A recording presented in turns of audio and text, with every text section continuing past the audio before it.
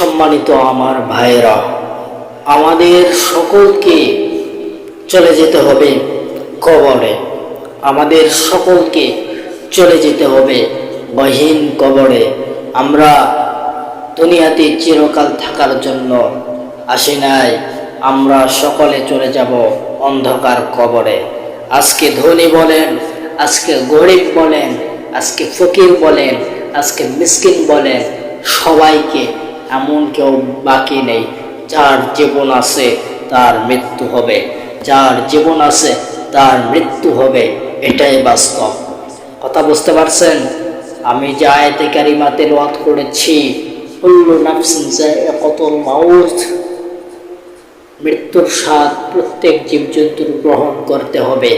মৃত্যুটাকে কেউ পালায়ন করতে পারবে না। আজকে কিসের বাহাদুরি দেখাইতেছেন, কিসের টাকার বাহাদুরি দেখাইতেছেন, কিসের এত অহংকারী মনের ভিতর, কিসের দেহর বাহাদুরি দেখাইতেছেন, কিসের এই রূপের বাহাদুরি দেখাইতেছেন? কবরে ঢুকবেন, ঢোকার পরে এই রূপ শেষ। কথা বুঝতে পারছেন? রূপের বাহাদুরি করে চিরকাল থাকতে পারবেন না। রূপ আজ আছে, কাল নেই, এটাই বাস্তব।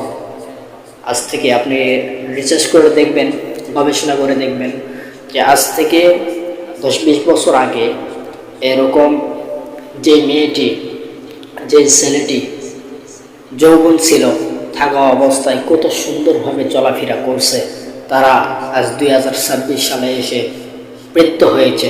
ঠিক কিনা বলেন? বৃদ্ধ হয় নাই?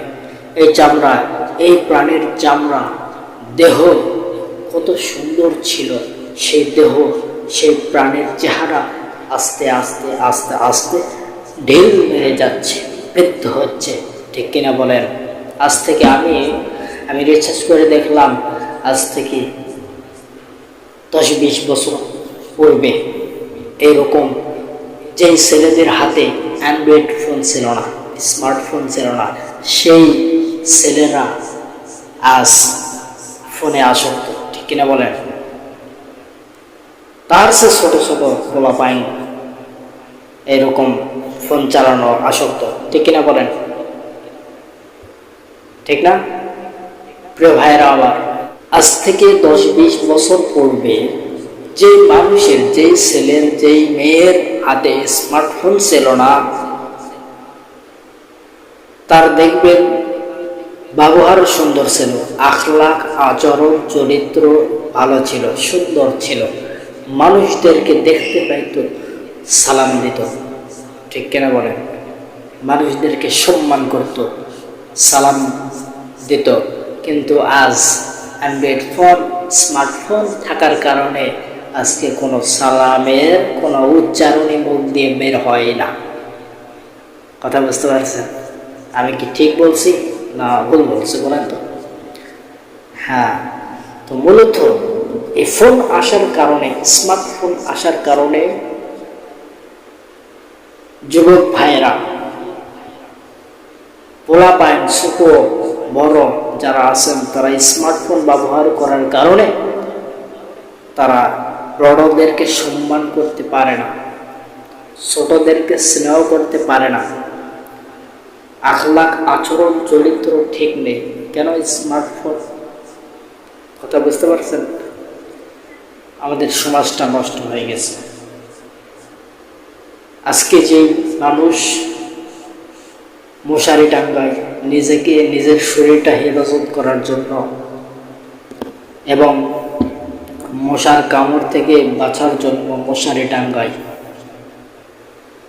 আজকে যে মানুষ প্রচণ্ড গরম, রুমে অনেক গরম, সেই মানুষ ফ্যান ছেড়ে দিয়েছে, সেই মানুষ এসি ছেড়ে দিয়েছে, সেই মানুষ মশার কামড়ের ভয়ে মশারি টাঙ্গাইতেছে, সেই মানুষ কবরে গিয়ে কি করবে? কতক্ষণ ঠিক কিনা? তো কবরে যেতে হলে আমাদেরকে ঈমান আমল নিয়ে যেতে হবে। ঠিক কিনা বলেন? ঈমান আমল মানেই তো মশারি। ঠিক কিনা বলেন? ঈমান আমল মানেই তো এই যে ঠান্ডার সময় কম্বল পাবেন কবরে। কথা বুঝতে পারছেন? এই জন্য ঈমান আমল ঠিক রাখতে হবে। প্রিয় ভাইয়েরা আমার, দুনিয়াতে ঈমান আনতে গেলে নিজের নফসকে কন্ট্রোল করতে হবে, নিজের চোখকে হেফাজত করা লাগবে, চোখকে হেফাজত করতে হবে। কোনো গায়ের মাহরম কোনো নারীর দিকে তাকানো যাবে না। নিজের জবানকে হেফাজত করতে হবে। পারবেন তো ইনশাআল্লাহ? গীবত করা যাবে না, মিথ্যা কথা বলা যাবে না, মুনাফিকি লেবাস থাকা যাবে না, ওয়াদা করলে ওয়াদা ভঙ্গ করা যাবে না। কথা বুঝতে পারছেন? কাউকে প্রতারণা করা যাবে না। কারো কাছে টাকা দিয়েছেন, ওই টাকা দিয়ে প্রতারণা করতে পারবেন না। কাউকে কথার দ্বারা কষ্ট দিতে পারবেন না, জবান দিয়ে কাউকে কষ্ট দিতে পারবেন না। আল্লাহ আমার ভাইদেরকে বোঝার তৌফিক দান করুন। বলে না।